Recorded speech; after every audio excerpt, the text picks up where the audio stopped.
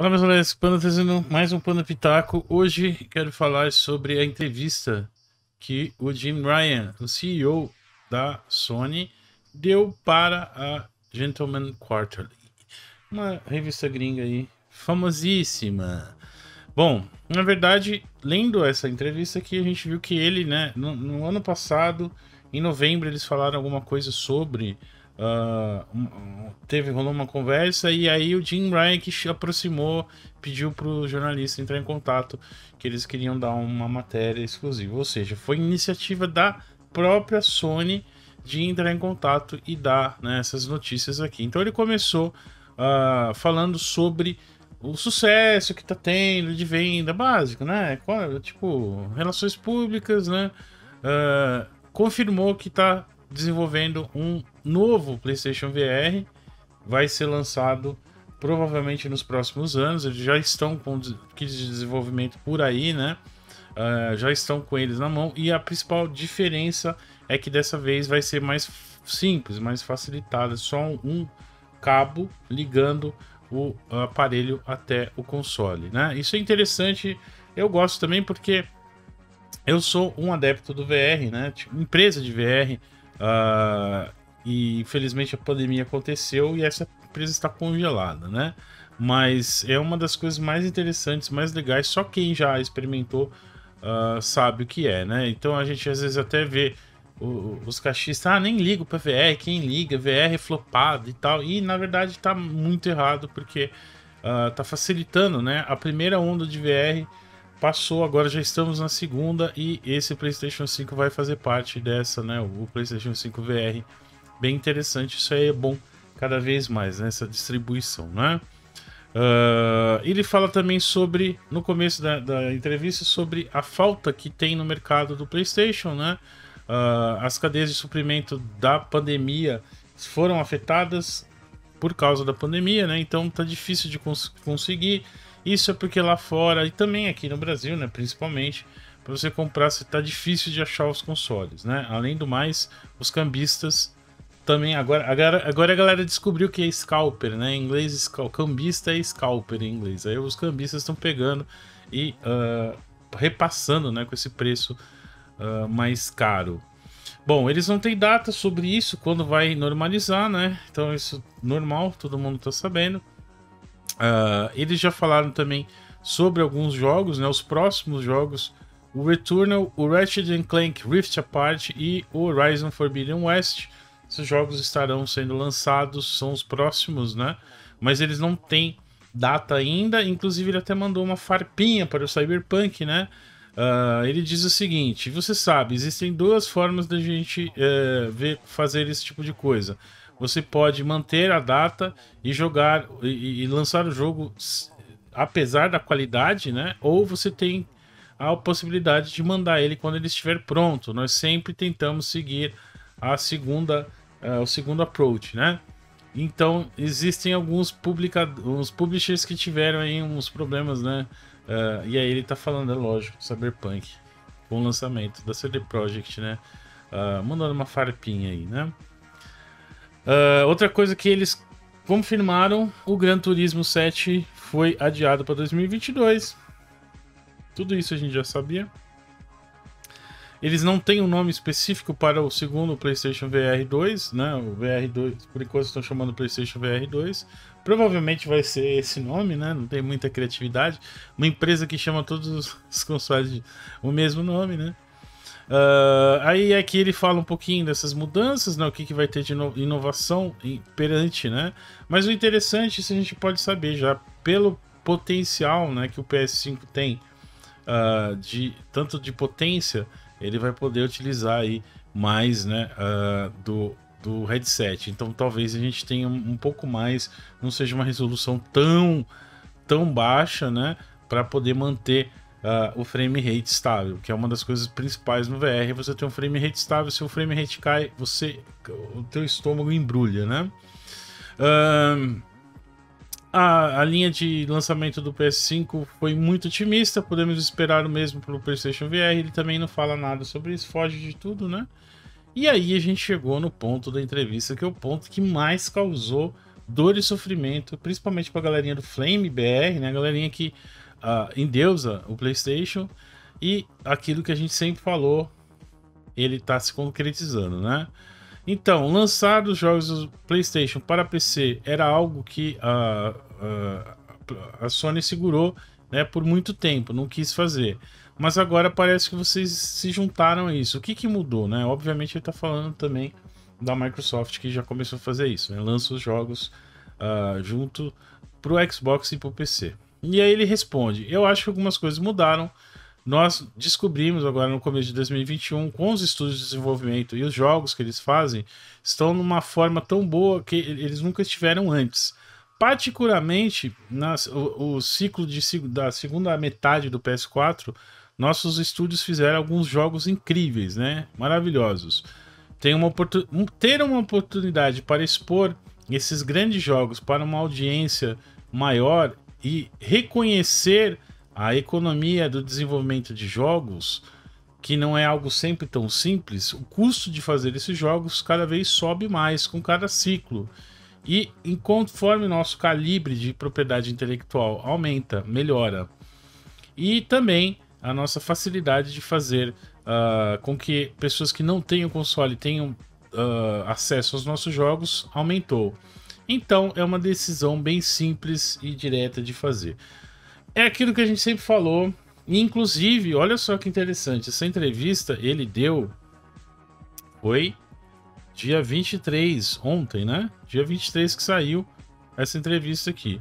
E a gente gravou semana passada, dia 17, exatamente uma semana atrás, a gente gravou o podcast do Overclock, eu, o Carp e o Gugelmin, falando justamente sobre isso, exclusividade no PC, né? E porque cada vez menos está tendo esse interesse de exclusividade, a gente até mencionou isso, porque não faz sentido nenhum.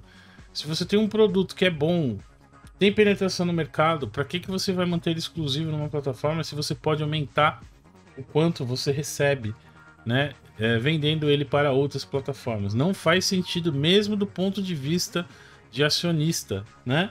Então, isso é uma coisa bem clara, né? E ele confirma que mais pra frente vai acontecer isso também, né?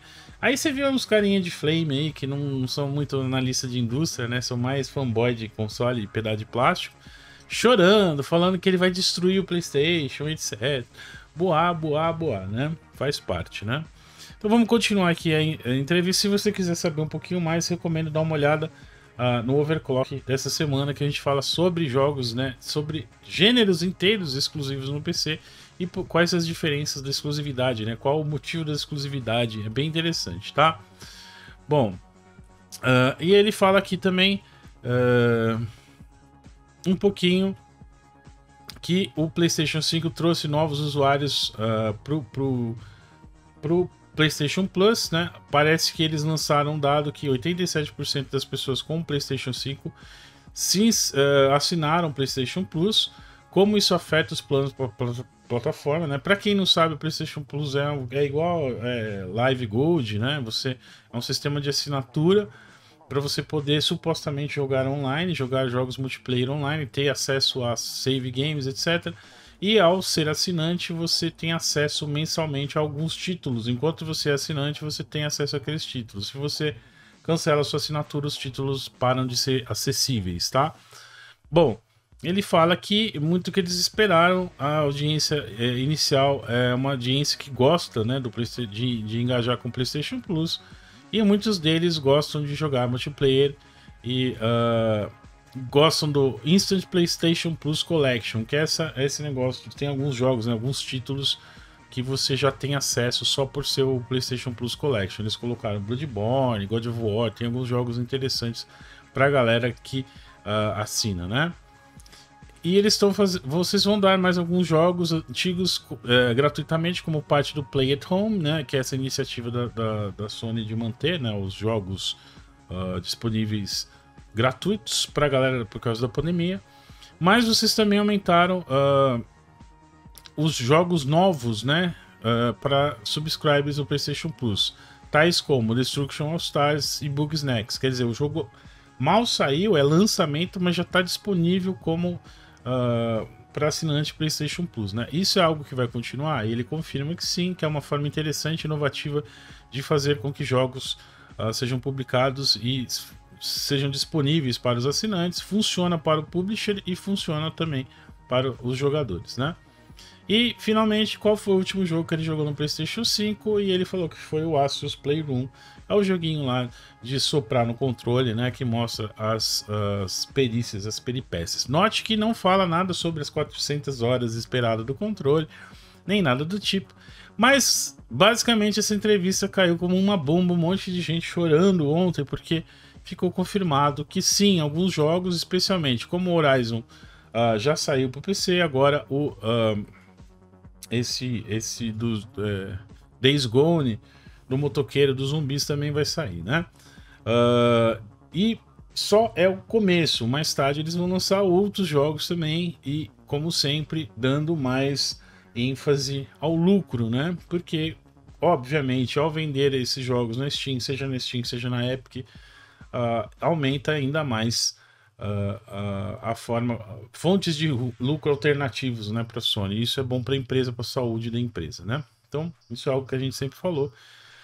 Interessante ver isso aí, né, se concretizando. E o choro dos fanboys é sempre bom, sempre gosto bom, né, de ver o salgadinho das lágrimas do menino que acha que o pedaço de plástico dele azul é melhor que o pedaço de plástico verde e vice-versa. E nós da Supremacia PC Master Race apenas damos risada né, e observamos as crianças brincando, né? Então a gente vai vendo essa evolução, que é a evolução natural, né?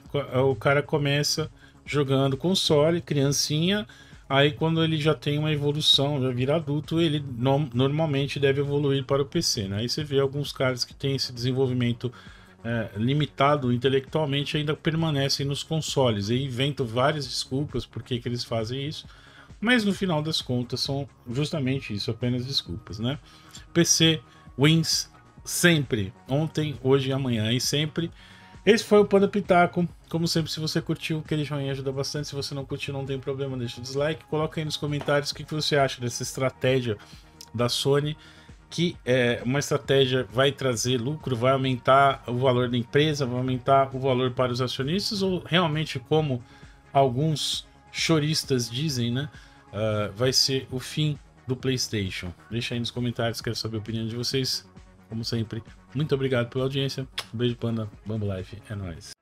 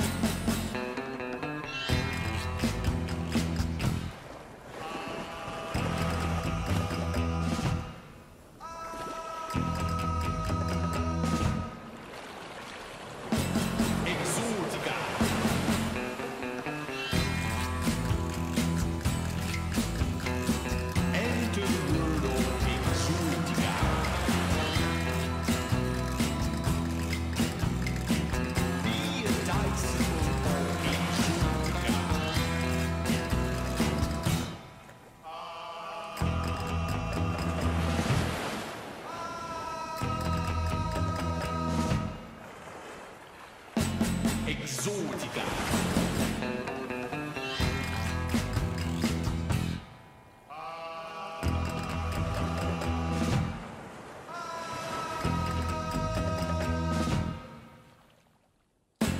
Exótica.